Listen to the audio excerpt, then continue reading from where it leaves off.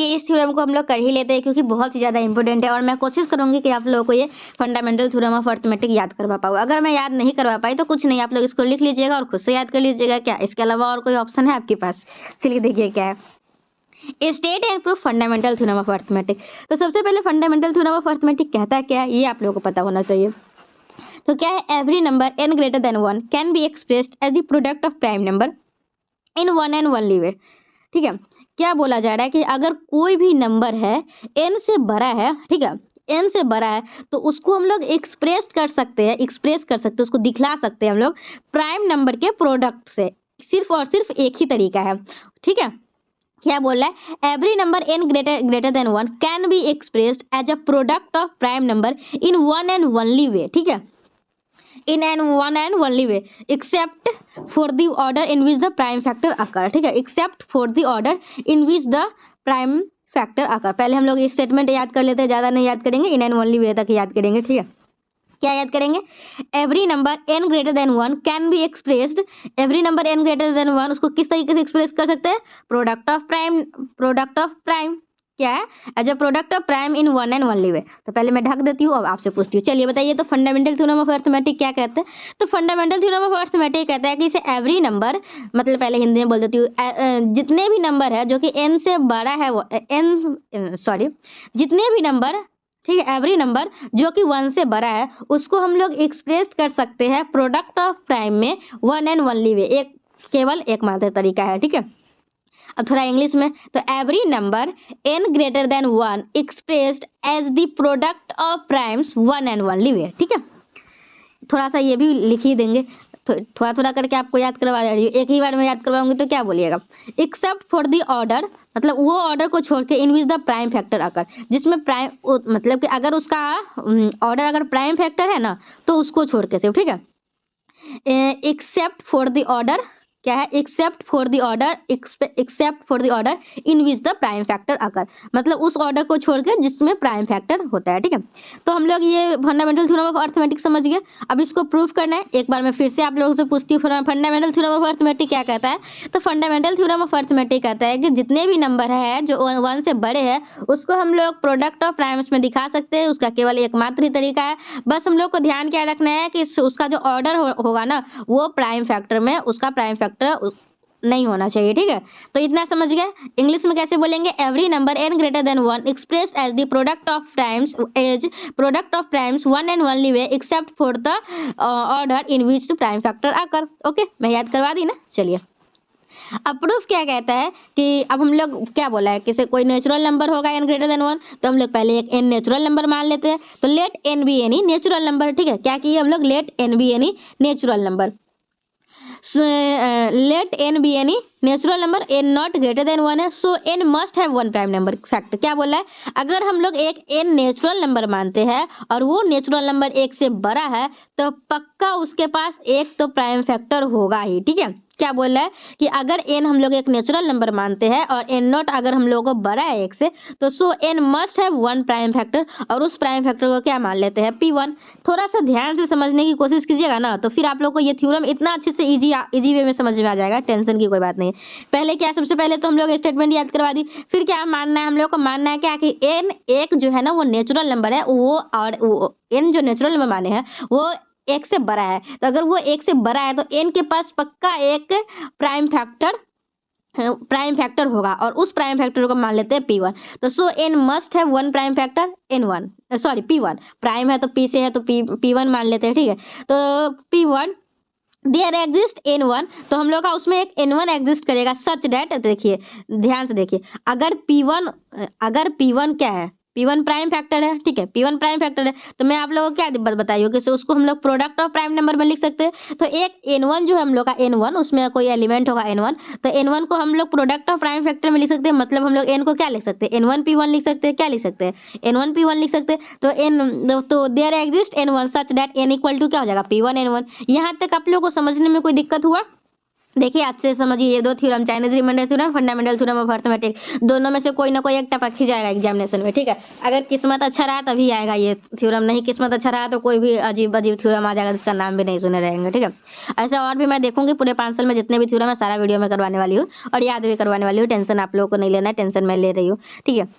तो क्या आप लोगों का there exist n one such that क्या हो जाएगा, N equal to P1 N1 हो जाएगा, ओके। यहाँ तक कोई दिक्कत नहीं है।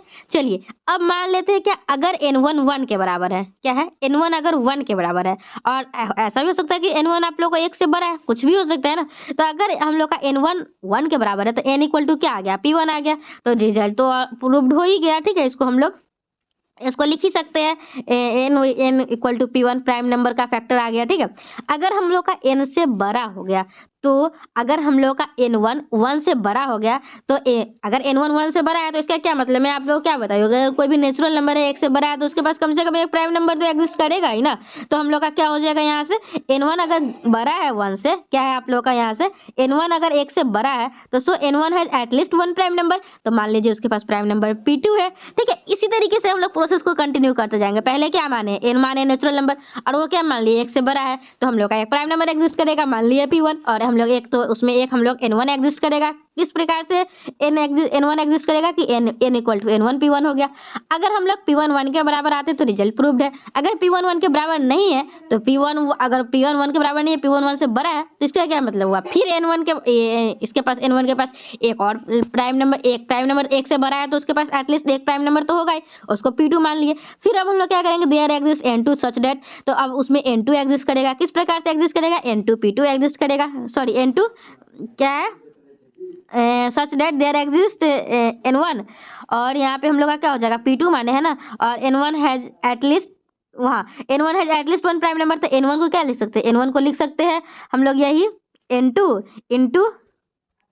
इंटू क्या लिख सकते हैं, P2 लिख सकते हैं, क्या लिख सकते हैं, N2 इक्वल टू N2 क्या है, put in just wait, N equal to क्या था आपका P1 N1, तो हम लोगों का N1 क्या, हाँ यहाँ पे P2 आएगा, क्या आएगा यहाँ पे N1 को कैसे क्या लिख सकते हैं आप लोग खुद समझिए ना, किसी N1 को यहाँ पे क्या लिख सकते हैं, ये प्राइम नंबर P2 एग्जिस्ट कर रहा है, ठीक है, और इसमें there exist N2 such that, तो P2 N2 लिख सकते हैं। तो N1 इक्वल टू क्या आ गया आप लोग का, P2 N2 आ गया, N1 इक्वल टू क्या आ गया यहाँ पे P2 N2 आ गया, ठीक है। थोड़ा बहुत तो लिखने में एरर आ ही जाता है, मैं समझा तो सही रही हूँ ना। तो हम लोग का यहाँ से इक्वेशन 2 आ गया, ठीक है। अब हम लोग क्या करेंगे, ये जो इक्वेशन 2 आया ना, तो इस इक्वेशन 2 को हम लोग इक्वेशन 1 में ऐड करेंगे। इक्वेशन 1 क्या था हम लोग का, इक्वेशन 1 क्या था, n equal to N1 P1 था कि नहीं, क्या था हम लोग का N1 P1, और N1 की जगह पे क्या आया P2 N2, तो N1 की जगह पे P2 N2 लिखेंगे, और ये P1 तो P1 है ही, तो यहाँ से n आ गया, हम लोग का इक्वेशन 3 आ गया।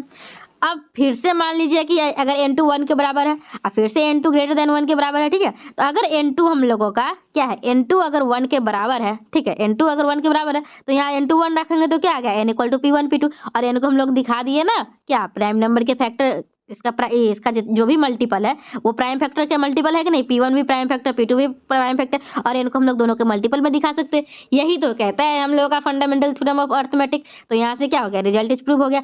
अब मान लीजिए N2 ग्रेटर देन 1 है, क्या मान लिए N2 ग्रेटर देन 1 है, तो फिर से वही कंडीशन आ गया ना, क्या मैं सिखाई कि अगर कोई भी नेचुरल नंबर है 1 से बड़ा है तो उसके पास कम से कम एक प्राइम फैक्टर तो होगा ही, ठीक है।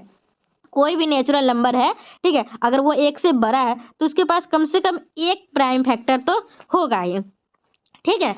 तो हम लोग का N2 है एटलीस्ट 1 प्राइम फैक्टर, मान लीजिए P3 है तो उसमें देयर एग्जिस्ट N3, तो उसमें एक N3 एग्जिस्ट करेगा, सच डेट कैसे करेगा, तो N2 इक्वल टू क्या आ जाएगा, N3 P3 आ जाएगा, ठीक है। N2 पिछले वाला term equal to N3 P3 आ जाएगा, ठीक है। तो सच डेट, तो हम लोग इसी तरीके से अगर उसमें फर्स्ट वाली क्वेश्चन में रखेंगे तो हम लोग कुछ इसी मतलब कि इसी प्रोसेस को कंटिन्यू करते जाएंगे। तो हम लोग का अभी कंटिन्यू करने करेंगे, अभी बस सिर्फ उसमें डाल देते हैं, जैसे हम लोग सेकेंड स्टेप किए ना वैसे ही। तो उसके बाद n अगर इसमें निकालेंगे तो क्या आ जाएगा, P1 P2 P3 N3 आ जाएगा, ठीक है। एंड n इज फाइनाइट, और n जो हम लोग का फाइनाइट है, this process and after a finite number of step, तो हम लोग इसको करते जाएंगे और एक फाइनाइट नंबर ऑफ स्टेप के बाद हम लोग इसको रुकेंगे। तो n equal to P1 P2 P3 के P के तक आएगा, फिर यहाँ n के आ जाएगा, ठीक है, जहाँ पे n के इक्वल टू 1 हो जाएगा। अगर n के इक्वल टू 1 आता है तो n क्या हो जाएगा, n equal to P1 P2 P3 यही आ जाएगा। और हम लोग यही तो बोले हैं कि से कोई भी नेचुरल नंबर है अगर वो 1 से बड़ा है तो हम लोग उसको प्राइम फैक्टर का जो मल्टीपल है ना उसमें हम लोग दिखा, एक ही तरीका है उसको दिखाने का क्या है कि उसको प्राइम नंबर के फैक्टर में दिखा सकते हैं, P1 P2 P3 इस तरीके से पी के। तो ये तो प्रूफ कर दिया। अब हम लोगों को इसको यूनिकनेस इसका प्रूफ करना होगा। तो चलिए अब हम लोग जब इतना प्रूफ कर ही लिए तो यूनिकनेस भी कर लेते हैं। तो क्या हो जाएगा, n इक्वल टू हम लोग के पास क्या है, P1 P2 P3 Pk तक है। If possible there exist a set of prime Q1 Q2 Q3 Q are sustained. अगर पॉसिबल है तो हम लोग क्या करते हैं, एक प्राइम नंबर का सेट मान लेते हैं कुछ इस प्रकार से, n इक्वल टू कुछ और मान लेते हैं Q1 Q2 Q3 QR तक, और जो कि सारे के सारे प्राइम नंबर का सेट है। तो we have to prove that. अब हम लोगों को क्या प्रूफ करना है, हम लोगों को प्रूफ यही करना है ना कि ये जो k है ना वो r के बराबर है। तो we have to prove that k equal to r, और ईच pi मतलब जितना भी P1 P2 P3 है हम लोगों को इसका यूनिकनेस पे प्रूफ करना है। मतलब यही होगा सिर्फ, और इसके अलावा कोई नहीं होगा। तो 2 मिनट के मान लेते हैं किसी कोई और भी इसका प्रोडक्ट ऑफ प्राइम नंबर के फैक्टर में एग्जिस्ट कर रहा है Q1 Q2 Q3 इस तरीके से। तो हम लोग को क्या दिखाना होगा कि Pk जो है वो मतलब k बराबर r के होगा, और जितना भी p है P1 Q1 के बराबर, P2 Q2 के बराबर, P3 Q3 के बराबर, यही हम लोग को प्रूफ करना है। तो we have to prove that k equal to r and each pi is equal to each qj। तो फ्रॉम 1 एंड 2 वी हैव, तो 1 एंड 2 से हम लोग का क्या आ जाएगा, हम लोग का 1 एंड 2। तो ये है हम लोग का 1 है, दोनों n के बराबर है तो दोनों को आपस में इक्वल कर देते, दोनों तो n ही के बराबर है ना, दोनों को आपस में इक्वल कर देते हैं। अगर इक्वल कर देते हैं तो हम लोग इसमें से क्या करते हैं, P1 कॉमन ले लेते हैं। तो P1 को बाहर छोड़ दिया, बाकी सबको एक साथ रखे, और यहाँ पे ऐसी है।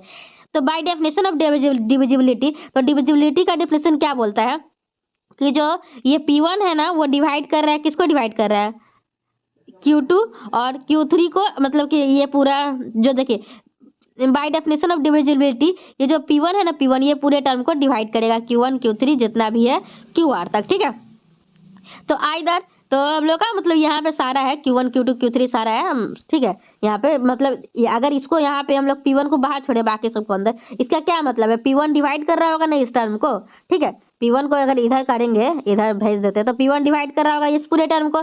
तो आइदर, तो या फिर क्या हो सकता है, यहाँ पे क्या हो सकता है देखिए, या तो P1 1 के बराबर हो जाएगा, या तो P1 QJ के बराबर हो जाएगा। दो ही कंडीशन है। अगर P1 डिवाइड कर रहा है तो P1 अगर 1 के बराबर होगा तो, या P1 QJ के बराबर होगा तो लॉस ऑफ जनरलिटी, तो यहाँ पे क्या कहते हैं, विदाउट लॉस ऑफ जनरलिटी, बिना किसी नुकसान के P1 डिवाइड कर रहा है Q1 को, क्या कर रहा है, मान लेते हैं क्या क्या मान लेते हैं पहले हम लोग, या तो P1 1 के बराबर होगा, या तो P1 QJ के बराबर होगा, ठीक है। अगर हम लोग का P1 जो है वो 1 के बराबर हो गया, या फिर P1 Q1 के बराबर हो गया, तो हम लोग क्या करते हैं, ध्यान से देखिएगा यहाँ पे, आइदर ये और ये without loss of generality P1 divides of Q1, ठीक है। तो आइदर P1 इक्वल टू 1, या फिर देखिए अगर P1 यहाँ पे विदाउट लॉस ऑफ जनरलिटी क्या होगा, P1 डिवाइड्स Q1, तो या तो P1 Q1 के बराबर होगा तो डिवाइड करेगा, ठीक है, या तो Q1 के बराबर होगा तो डिवाइड करेगा। तो पुटिंग इन इक्वेशन 3, तो हम लोग का जो इक्वेशन 3 है ना उसमें लोग पुट करेंगे तो क्या पुट करेंगे, P1 P2 P3 था, ठीक है, और यहाँ पे Q2 Q3 था ना, और हम लोग Q1 किसके बराबर आया, P1 के बराबर आया, तो हम लोग Q1 के जगह पे क्या डाल दिया, P1, तो P1 से P1 कट जाएगा, और यहाँ पे क्या आ जाएगा, P2 P3, और इस तरीके से आ जाएगा। अब हम लोग इसमें सिर्फ P2 को बाहर छोड़ेंगे, बाकी सबको इधर रखेंगे, तो यहाँ से क्या आ गया, P2 डिवाइड करेगा ये सारे टर्म को, तो बाय डेफिनेशन ऑफ डिविजिबिलिटी, तो अब क्या होगा, अब P2 डिवाइड्स एटलीस्ट 1 QJ, तो P2 जो है इसमें से किसी ना किसी एक को तो डिवाइड करेगा ही। तो विदाउट लॉस ऑफ जनरलिटी, जैसे पीछे हम लोग माने थे ना P1 डिवाइड्स Q1, तो विदाउट लॉस ऑफ जनरलिटी अब क्या हो जाएगा, P2 बाई Q2। तो अगर P2 बाई Q2 है तो या तो P2 1 के बराबर होगा, या तो जो P2 है वो Q2 के बराबर होगा। तो हम लोग इक्वेशन जो 4 आया है उसमें हम लोग पुट करेंगे क्या, Q2 के जगह पे P2 पुट करेंगे, ठीक है। और इधर तो जैसे वैसे है, और Q2 के जगह पे यहाँ P2 पुट करेंगे तो ये दोनों कट जाएगा और ये आ जाएगा। और फिर हम लोग सिर्फ P3 को छोड़ेंगे, फिर ऐसे करेंगे, और इस प्रोसेस को करते जाएंगे, इस प्रोसेस को हम लोग करते जाएंगे। तो एक हम लोग को पहले आया P1 इक्वल टू Q1, फिर क्या आया P2 इक्वल टू Q2, ठीक है। यहाँ पे थोड़ा सा लिखने में गलती हो गया हुआ है, P1 equal to Q1, P1 equal to Q1, P2 equal to Q2, P3 equal to Q3, इस तरीके से हम लोग का चलते चला जाएगा, ठीक है। लेट, अब हम लोग ये तो प्रूफ कर दिए जितने भी ईच पी आई है वो ईच QJ के बराबर है, मतलब ईच पी मतलब P1 Q2 के, P2 Q2 के, Q2 P3 Q3 के। अब हम लोग मान ले, अब हम लोग को प्रूफ करना है K इक्वल टू R के, ठीक है। तो मान लेते क्या कि K लेस देन, K जो है ना K वो 1 से छोटा है, तो K 1 से छोटा है ना, तो 1 हम लोग 1 को कैसे लिख सकते हैं, 1 को अगर Q के फॉर्म में लिखना चाहे तो Q प्लस 1 Q+1 Q+R, इस तरीके से हम लोग इसको टर्म को लिख दिए। तो 1 is the product of R minus K prime number which is not possible. तो यहाँ पे क्या बोला, 1 जो है ना 1 वो प्रोडक्ट है किसके, R minus K prime number के, जो कि पॉसिबल नहीं है। मतलब के जो है वो लेस देन आर के नहीं हो सकता। सिमिलरली के ग्रेटर देन, इसी तरीके से हम लोग जब के ग्रेटर देन और इक्वल के ग्रेटर देन के लिए करेंगे तो वो भी पॉसिबल नहीं होगा। तो हम लोग बोलेंगे अच्छा के, मान लीजिए के इक्वल टू आर है, ठीक है। तो 1 को हम लोग कुछ इस प्रकार से लिख दिए थे, कैसे लिख दिए, क्यू K+1, यहाँ पे K+Q, K+1, K+2, K+3, इसी तरीके से जाते जाते QR तक गया था आप लोगों का, ठीक है। और यहाँ पे जो हम लोग का 1 आया वो प्रोडक्ट आया, किसका प्रोडक्ट आया, देखिए ध्यान से समझिए, ये पूरा कितना टर्म है आर, और ये यहाँ स्टार्ट कहाँ से किए थे हम लोग, K+1 से, तो उससे पहले के रहा होगा ना। तो अगर इसमें नंबर ऑफ टर्म्स कितने, R माइनस के, और 1 जो है ना वो R minus K prime number का प्रोडक्ट है, जो कि पॉसिबल नहीं है, ठीक है। तो इस तरीके से हम लोग फंडामेंटल थ्योरम ऑफ अर्थमेटिक कर लिए। तो आई होप आपको फंडामेंटल थ्योरम ऑफ अर्थमेटिक याद हो गया होगा। कुछ नहीं करना है, क्या करना है मैं बता चुकी हूँ, एक बार और रिवीजन करवाने की कोशिश करती हूँ, ठीक है। उसके बाद हम लोग चाइनीज रिमाइंडर थ्योरम को करेंगे, और भी जो इंपॉर्टेंट थ्योरम है वो मैं सारे आप लोगों को करवा दूंगी, ठीक है। कोई भी थ्योरम मैं छोड़ूंगी नहीं। तो फंडामेंटल थ्योरम ऑफ अर्थमेटिक पहले कहता क्या है कि जितने भी नंबर है n ग्रेटर देन 1 उसको हम लोग एक्सप्रेस कर सकते हैं प्रोडक्ट ऑफ प्राइम नंबर का इन वन एंड ओनली वे। मतलब इसका एक ही तरीका है, बाद में यूनिकनेस इसलिए तो प्रूव किए हैं। तो n हम लोग एक नेचुरल नंबर मान लिए थे कि आगे से n नॉट ग्रेटर देन 0 के है। तो अगर n नॉट ग्रेटर देन 0 के है तो n के पास पक्का एक प्राइम फैक्टर होगा, मान लिए P1। तो हम लोग का उसमें एक n1 एग्जिस्ट करेगा कुछ इस प्रकार से कि n1 को हम लोग P1 n1 लिख दिए। फिर अगर हम लोग का n1 1 के बराबर है तो रिजल्ट तो ट्रू है ही। अगर n1 ग्रेटर देन 1 के तो फिर इसके पास एक प्राइम फैक्टर एग्जिस्ट करेगा तो P2। फिर हम लोग इसमें कोई n2 एक इस प्रकार से एग्जिस्ट करेगा कि n1 को हम लोग लिख सकते हैं कुछ उस प्रकार से। फिर अगर हम लोग मान लेंगे n2 1 के बराबर है, n2 1 से बड़ा है, तो फिर इसी तरीके से प्रोसेस को कंटिन्यू करते गए और फिर हम लोग का प्रूफ हो गया। फिर हम लोग इसको यूनिकनेस पे भी बात किए हैं। तो अगर एक n1 तो था ही, फिर n1 हम लोग एक अलग से मान लिए Q1 Q2 Q3, और इसी तरीके से हम लोग इसको प्रूव कर दिए कि ये दोनों हम लोग का इक्वल है, ठीक है। अब हम लोग थोड़ा सा चाइनीज रिमाइंडर थ्योरम को कर लेते हैं। अब आपका काम क्या बचा, आपका काम यही बचा कि वो जो भी थ्योरम है उसको आप लोगों को खुद से अपने हाथ से लिख के प्रैक्टिस करना है, देखना है कि आप पूरा लिख पा रहे हैं या नहीं, या कहीं भूल रहे हैं तो एक दो बार देख के लिख लीजिए, फिर ऐसे ही करते रहिए, ठीक है। तो सही हो जाएगा, ठीक है। ऑब्जेक्टिव का ही वीडियो बनाना है। तो ये फंडामेंटल थ्योरम ऑफ अर्थमेटिक में कोई दिक्कत नहीं ना है। अब हम लोग कोई दूसरा थ्योरम देखते हैं।